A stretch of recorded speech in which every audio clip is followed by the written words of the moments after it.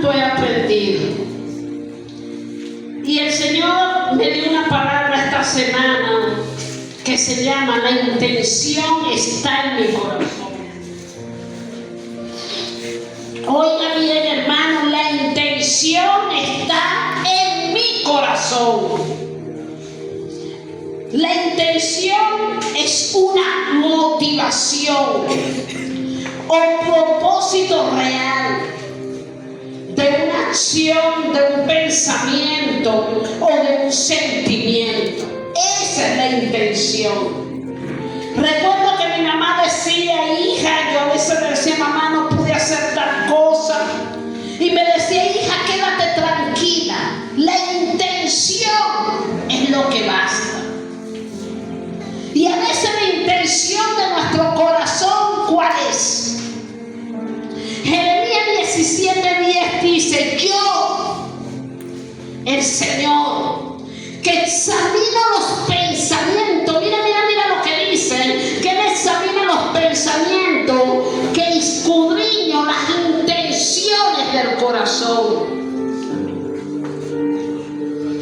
Él escudriña las intenciones de nuestro corazón para dar a cada uno según sus caminos, según el fruto de sus obras.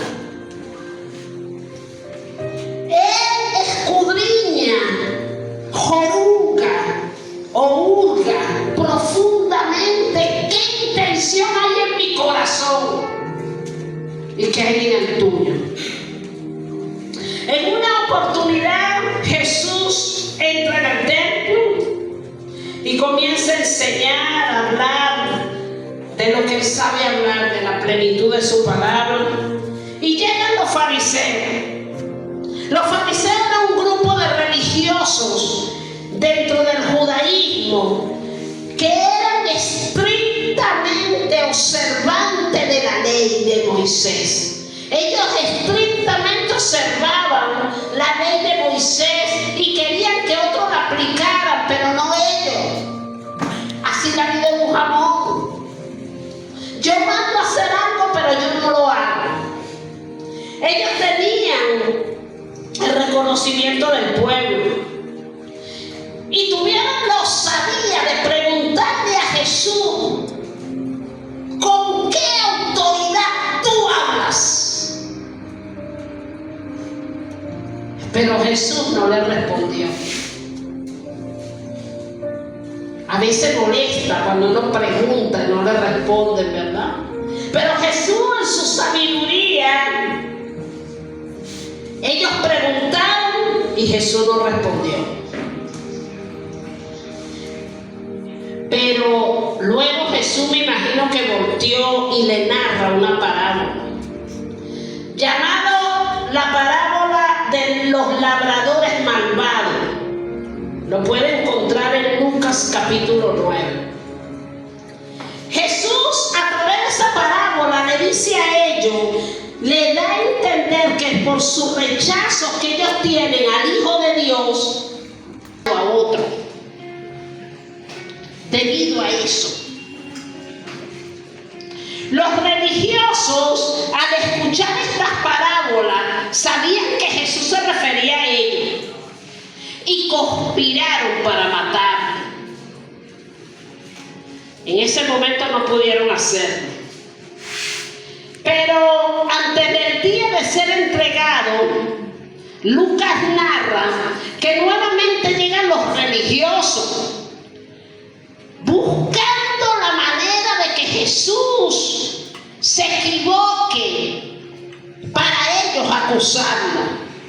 Y nuevamente entran los religiosos y le preguntan a Jesús sobre los tributos.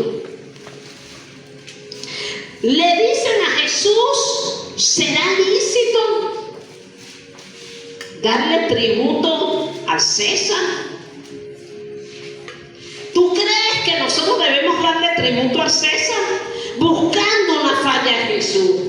Pero Jesús, siendo Jesús, le da una respuesta magistral. Le da una respuesta de gobierno, de ley y de de orden. Le dice, ¿ustedes saben cómo es la cosa?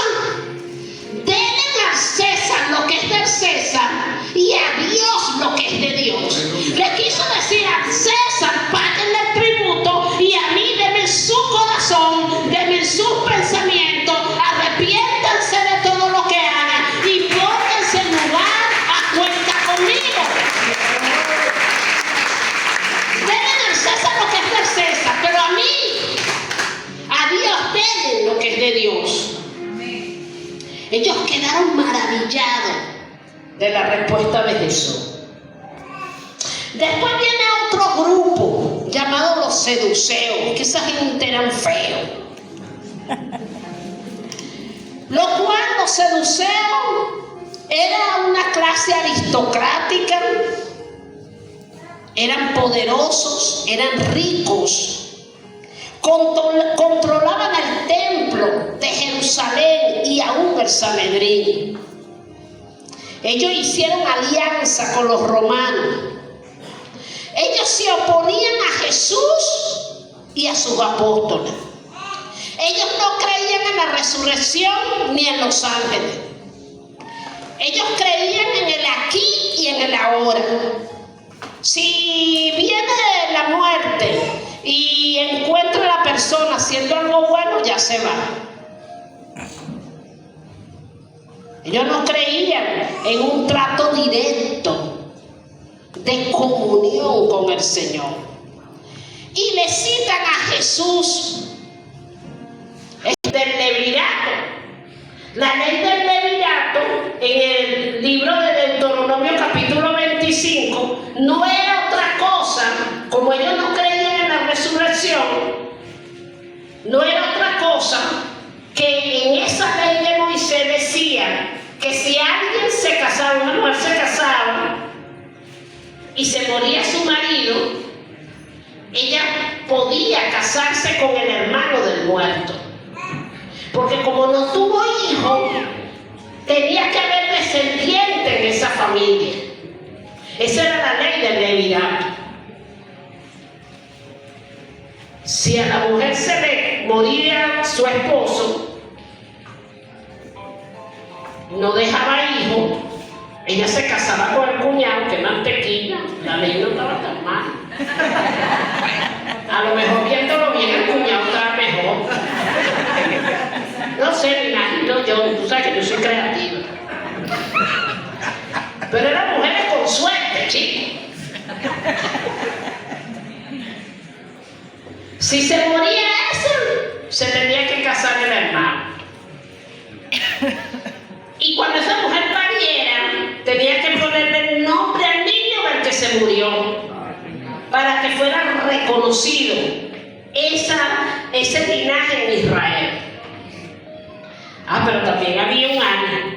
Si ese hombre no se quería casar con ella, según la ley del levirato, ella podía ir ante los ancianos y acusarlo. Mira, este hombre no se quiere casar conmigo. Y los ancianos lo obligaban, hablaban con él y le decían, mira, cásate. No, que yo no me caso, es muy fea, yo no la quiero. Pero también le echaban una broma a él, entre gusto y color. Pero si esa mujer, si ese hombre no se casaba con ella y desobedecía a los ancianos, ella tenía la autoridad para quitarle la sandalia y escupirle la cara. Por abusador, por no hacerme favor. No lo digo yo, no, lo hizo la ley, lo hizo la Biblia. ¿Verdad, Pastor Marco? Se la ley de levirato. Pero no vamos a hablar de eso. Venimos hablando de que estos hombres seduceos vienen, como no creían en la resurrección, vienen a decirle al Señor y a nombrarle y a sacarle la ley del levirato, y le echan un cuento hipotético y dice que había una mujer que bien viuda. Esa mujer se casó con el primer cuñado. El primer cuñado también murió, llevando muertos. Después, como no tenía hijos, se casó con el tercer cuñado. No murió también el tercer cuñado.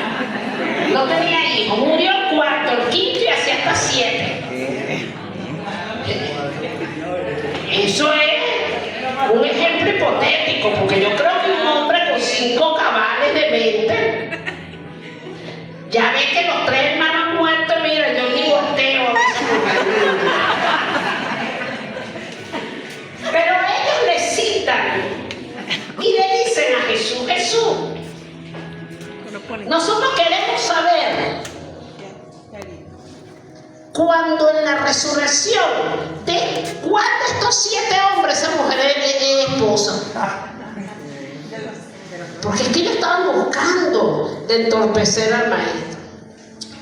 Y si abrimos el libro de Lucas, capítulo 20, verso 34, es donde vemos que responde Jesús. Y les dijo, los hijos de este siglo se casan, o sea, hoy nos casamos, y se dan en casamiento.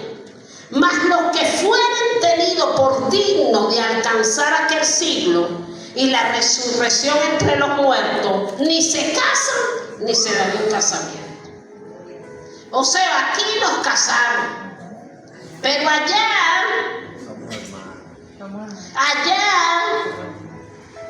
ni se casan ni se dan en casamiento, porque no pueden ya más morir, pues son iguales a los ángeles y son hijos de Dios al ser hijos de la resurrección. Pero después Jesús le tira un strike, como hacemos todos los caraquitas,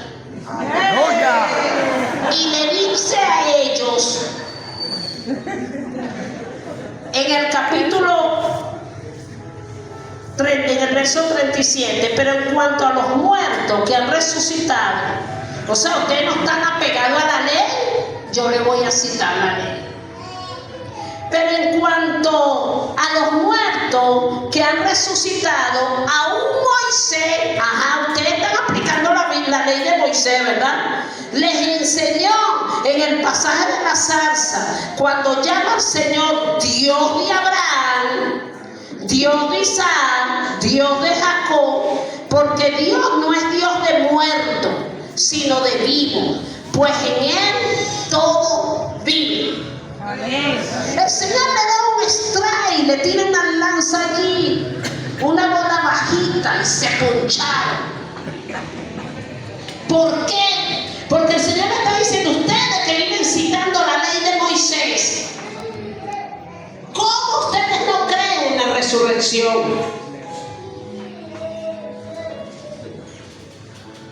Y vemos en Lucas 22, 27, en esa cena del Señor, vemos algunas observaciones que también denotan las intenciones del corazón que vamos a leer luego. ¿Quién puede engañar al Espíritu Santo?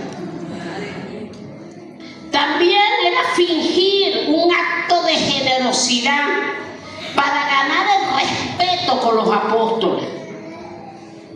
Las intenciones del corazón de David era mandar a matar a Urías, el marido de Betsabé, para cubrir el pecado, porque se comió la mujer ajena, la preñó, y él quería que la mujer le metiera ese ganso a Urías. Pero como Urías era fiel al rey, regresó de batalla y no llegó a su casa. En Romanos 8:27 dice, mas el que escudriña los corazones, ¿quién es ese? Sabe cuál es la intención del Espíritu, porque conforme a la voluntad de Dios intercede por los santos.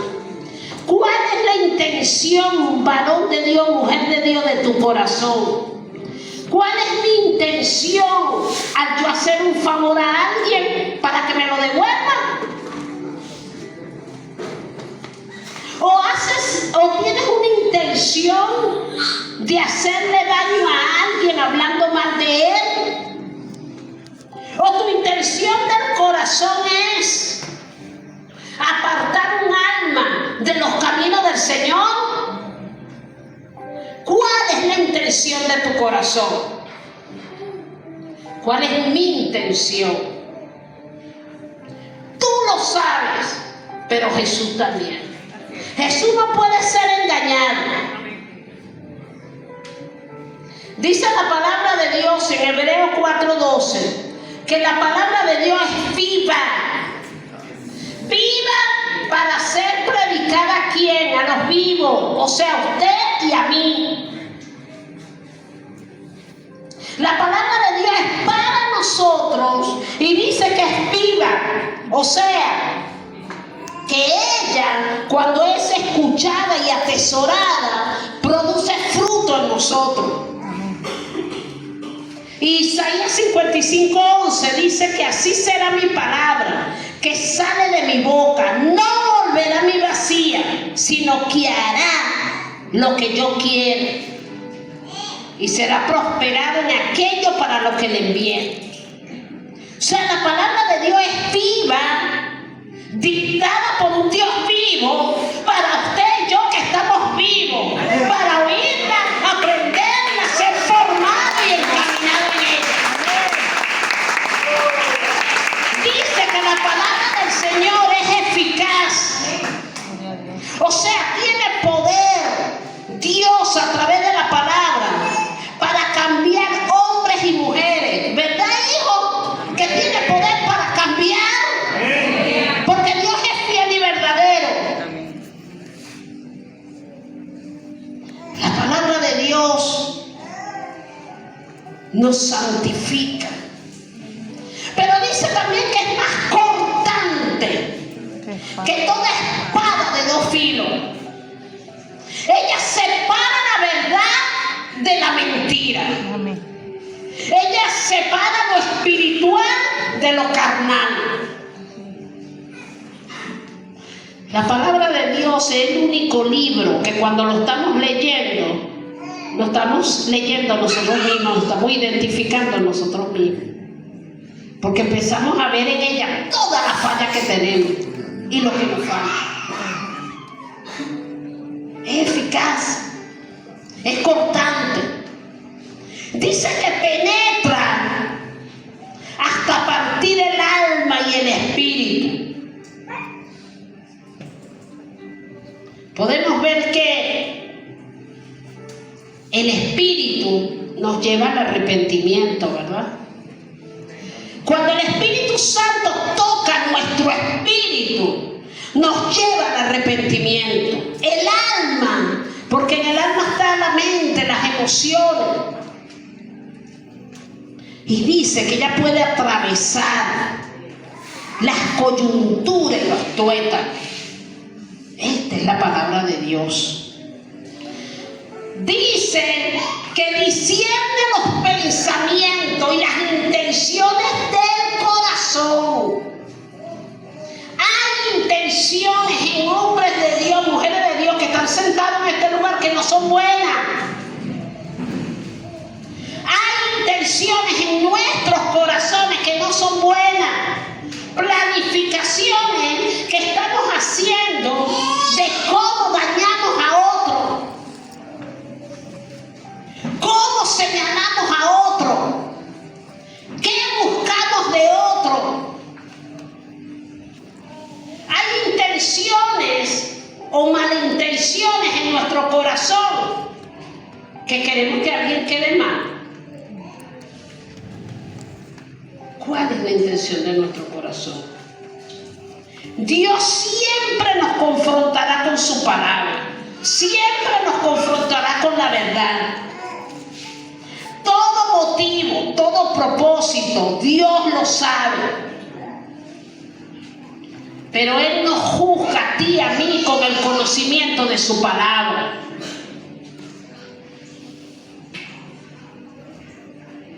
Podemos ver que en el momento de debilidad, cuando no sabemos cómo orar, cuando estamos débiles y quizás con flojera, pero si nos obligamos a hacerlo, empezamos a ver que Jesús interviene por nosotros con gemidos, dice la palabra. inefable. O sea, Él interviene con nosotros para que seamos alineados al plan de Dios. Es donde el Espíritu Santo interviene con un gemido indecible y nos ayuda a hacer una oración eficaz. Muchas veces nosotros no queremos orar, pero nos obligamos. Porque si le damos rienda en nuestra carne, dejamos de hacerlo. Si le damos rienda a nuestra carne, comenzamos a retroceder del propósito que Dios tiene para ti y para mí. Amén. Porque sus planes son buenos. Sus planes son agradables. Son perfectos para ti y para mí.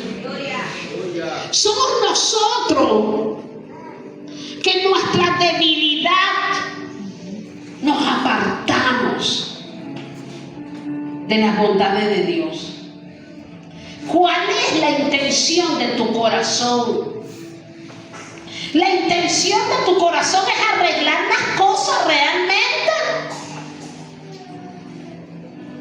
La intención de tu corazón es ordenar lo que está desordenado en ti o seguir igual. La intención de tu corazón es reconocer que Dios nos ama, que dio la vida por ti y por mí en la cruz del Calvario para darnos vida. Y en estos días hablábamos con varios hermanos y llegamos a una conclusión. A veces la gente dice, chica, es que oré por fulano y se murió. Pero es que esa es la verdadera sanidad. La verdadera sanidad es cuando el cristiano muere ante la presencia de Dios. Porque sabe a dónde va. Y vive en la plenitud. Entonces no hay llanto, no hay dolor, no hay angustia. El muerto está en la presencia del Señor. Ya no se preocupa si el dólar subió o no subió, si es euro, si me venden los $100 más del euro, si hay harina pan, si no hay harina pan. Esa es la verdadera sanidad.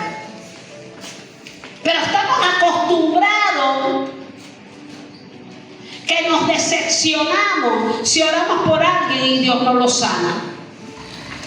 Pero es que Dios hace como Él quiere. La sanidad perfecta es al lado de Él.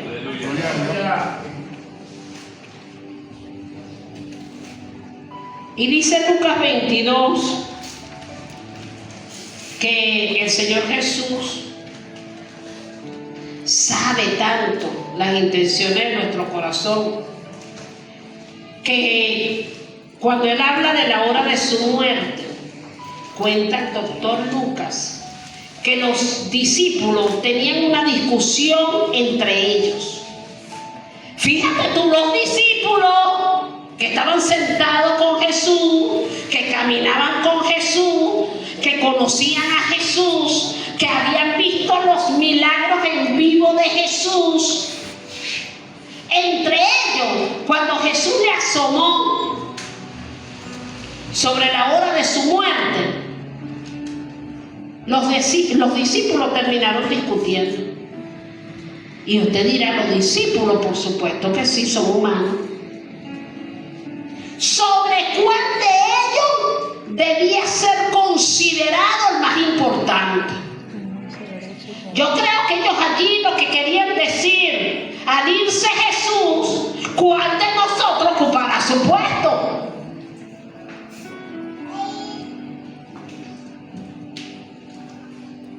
Es tremendo. Yo me acordaba que en una oportunidad conocí un pastor de una iglesia que falleció y los líderes se estaban guindando de los cabellos de quién era el próximo que le iba a suceder. Es que esto no se llama, esto no se trata del que corre, sino del que el Señor quiere, tiene misericordia. Cuando Jesús habla de esa hora, que ellos empiezan a discutir entre ellos quién es el más importante, eso lo podemos leer también en otros evangelios, Mateo, Marco, inclusive en Juan 13. Vemos que en Juan 13 el Señor presencia esa discusión. Él sabía que iban a discutir. ¿Qué hizo el Señor? En la época, el esclavo lavaba los pies de su señor, era una señal de honra. Vino el Señor, se arrodilló, agarró un pañito, un tobo de agua y le lava los pies a cada uno de ellos, mostrándole que el que se humilla es mayor que el que se exalta. El que sirve es mayor que el que quiere estar servido, el que quiere que lo sirva. El Señor se humilló y le lavó los pies aún a Judas, que sabía que lo iba a entregar. Podemos ver esta discusión. Dicen los teólogos, los escritores, que esta discusión tuvo que haber sido antes de la cena. Ya antes que la cena, Jesús ordenó a 2 o 3 de ellos que prepararan la mesa. Y entre ellos también había una discusión. Bueno, pero ¿por qué mandaron a Jesús Herrera a preparar la mesa y a Oscar? ¿Por qué no me mandaron a mí? ¿Por qué mandaron a la hermana Marianela y no mandaron al otro? Entre ellos estaban discutiendo. Jesús, yo me imagino, estaba viendo esa discusión. Y Jesús le habla y le hace ver a ellos que el servicio es lo más maravilloso que un hijo de Dios puede alcanzar. Hermano, cuando usted sirve sin esperar usted ser servido, usted logra el grado más alto ante los ojos de nuestro Padre. Porque usted está sirviendo sin esperar nada a cambio. No hay intención en el corazón de que yo le voy a servir a alguien para que me sirva mañana. De que yo voy a hacerle un favor a alguien para que ese me lo haga también. Es tremendo. El Señor no reseña la palabra aquí el doctor Lucas, que él le dijo, cállense la boca. Él nos dejó en su discusión. Él nos dejó en su discusión, dándole el ejemplo de lavarle los pies a cada uno y ver el don de servicio. ¿Cuánto de nosotros nos cuesta servir?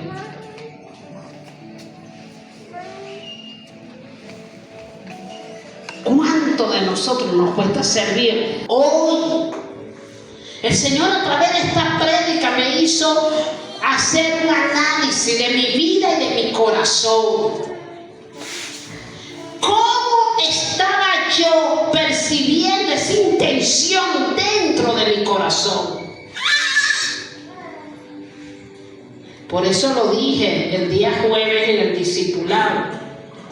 Le decía a los hermanos que cuando aplaudimos a Dios, lo aplaudimos a Él por la vida de un hermano, no a ese hermano, porque ese hermano fue redimido gracias a Dios. Él nos perdonó. No tenemos mérito propio. El mérito lo tiene Jesucristo, que está por venir. Cuando entendemos que Jesucristo está por venir, podemos entender que el Señor te llamó a ti y a mí, indiscutiblemente. Si tienes un llamado ministerial o no, a servir. El Señor te llamó a servir.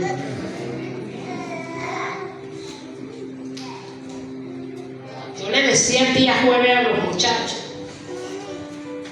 que el ser humano por naturaleza nos gusta los aplausos, nos gustan los elogios. Pero qué tremendo es Dios, que esos aplausos, esos elogios cuando son al hombre, nos llena de orgullo, nos llena de ego, nos hace pensar que somos mayor que otros, nos hace pensar que estamos primero y no atrás. Pero qué bonito es cuando nosotros podemos servir y escudriñar muy bien esas intenciones que están en nuestro corazón. Querido hermano, amada hermana, yo no sé cuál es la intención que tú tienes en tu corazón. ¿Qué planificación tienes esta semana? ¿Tratando de obtener un beneficio con alguna intención?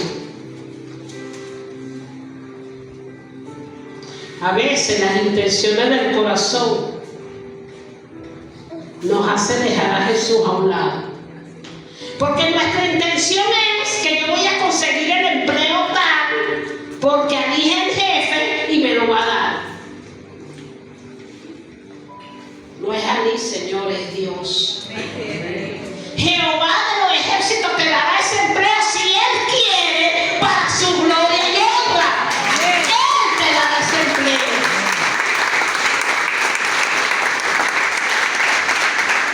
Él devolverá ante la vista de todo lo que tú le estás pidiendo. ¿Cuál es la intención de nuestro corazón? A veces pensamos, los que nacieron en el Evangelio, los que abrieron los ojos y vieron sus padres ya creyentes, creemos que por ser hijos de cristianos, y eso es falso. ¿Dónde están las intenciones del corazón? Es tremendo. Dios nos llama hoy a ser bien intencionados, a hablar de su palabra, a predicar de su palabra en tiempo y en fuera de tiempo, al entender que Él es nuestro sanador, nuestro salvador, nuestro pronto auxilio.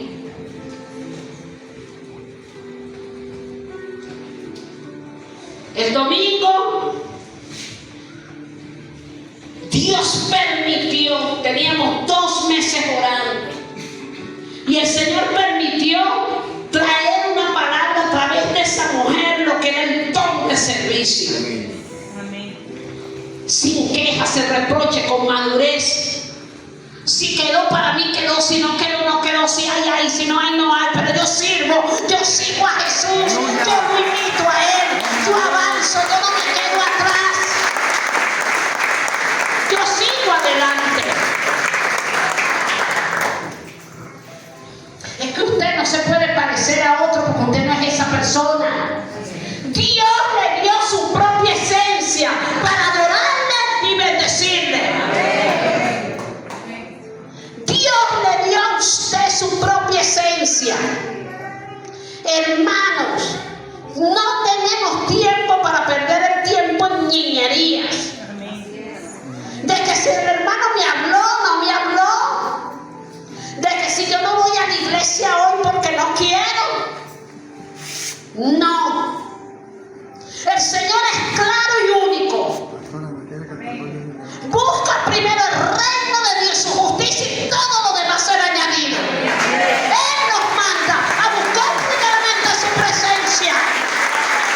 Y lo que tú le estás pidiendo, Él lo va a añadir en su tiempo y en su momento, según su voluntad.